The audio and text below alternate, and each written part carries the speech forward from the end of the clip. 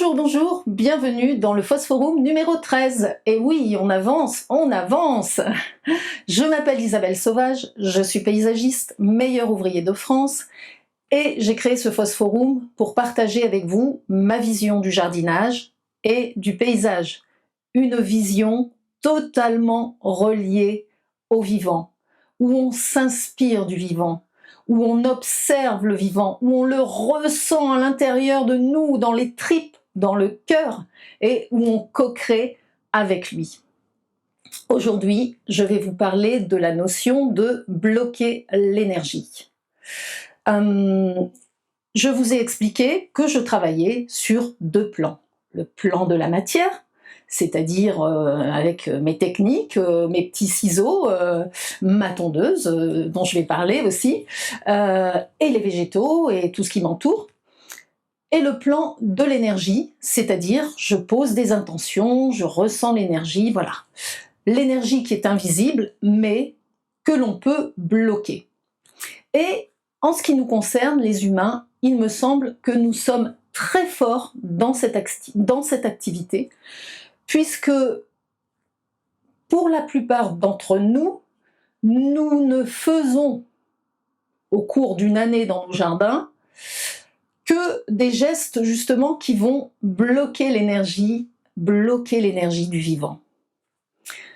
En général, ces gestes sont conditionnés par nos peurs, notre obsession du contrôle, et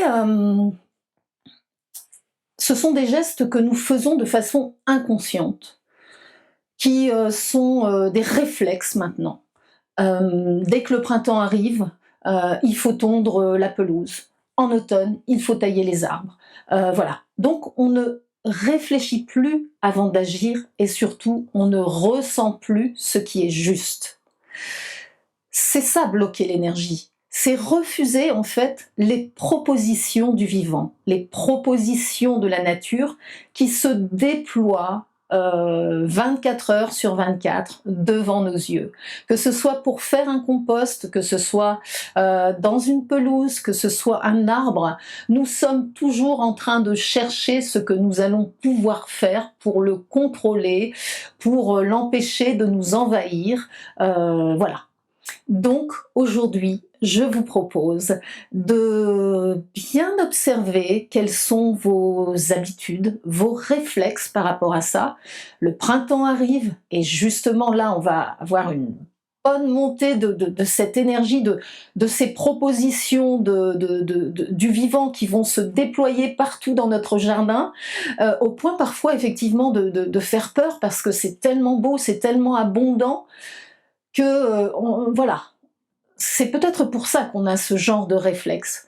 Mais je vous demande maintenant de faire ce petit exercice, de vous dire, eh bien cette pelouse, finalement, est-ce que je peux pas la laisser comme ça et peut-être éventuellement tondre une petite partie près de votre terrasse pour accueillir vos amis, pour avoir les pieds au propre, pour que ce soit plus joli, et puis de la laisser un peu faire sa vie, aux abords des massifs, un peu plus loin, et d'observer ce que ça fait avant d'agir. Peut-être aussi cet arbre, je vous en ai déjà parlé, qui est là-bas dans son coin et qui n'embête personne, et puis qui pousse, et ben il a quand même tout à fait sa place, et éventuellement si on a l'impression qu'il pourrait gêner le voisin, eh ben, c'est d'aller voir le voisin et de lui demander si ça le gêne. Et si ça le gêne, de faire en sorte effectivement de vous entendre avec votre jardin, d'agir sur cet arbre. Mais si vous, ça ne vous gêne pas, laissez le vivant se déployer, laissez le vivant vous faire des propositions. Et ensuite, voyez. Mais là, maintenant, c'est vraiment le moment. Le vivant, il va nous en mettre plein la vue, il va nous offrir plein de choses. C'est le moment d'observer, c'est le moment de regarder, de recevoir, vraiment de recevoir tout ça, parce que ça nous traverse aussi. Et puis après, de se dire, bon bah là, effectivement, je vais faire ça, je vais y aller mollo, parce qu'il n'y a rien qui me dit non plus qu'il faut que j'y aille comme un bourrin.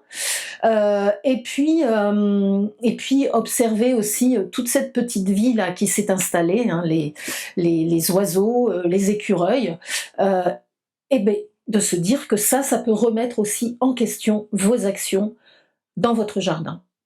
Voilà, donc le grand mot, c'est on se détend, le printemps arrive, ça va être la fête dans tous les coins, et donc on met pas une couverture là-dessus, non, on laisse jaillir, on observe, on regarde, et puis on y va doucement, une fois qu'on a bien ressenti ce que, ben justement, ce que je pourrais faire à cet endroit pour le rendre encore plus beau qu'il ne l'est déjà, pour participer à cet élan, à ce mouvement génial.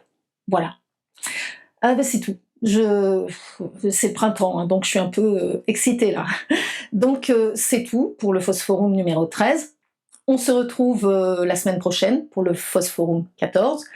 D'ici là, je vous dis, comme d'habitude, notre jardin, c'est le monde.